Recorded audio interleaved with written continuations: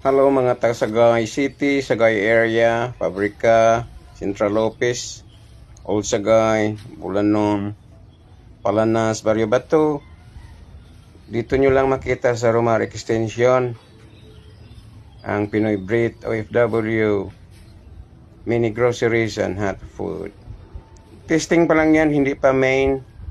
Ang main, yung pag-uwi ko, mag-ano tayo ng biryani, piri-piri, katsu. Yan, dyan nyo yan makita. Testing pa lang yan. Pag nag-ano na, gawaran natin ng permit. Pag nagmayo na. Ngayon, yan. Shake yan.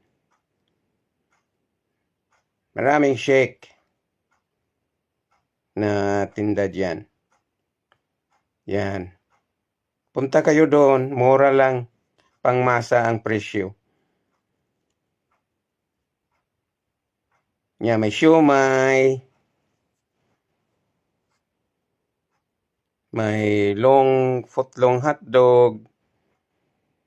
Lagyan pa yan ng alitos. Thank you guys.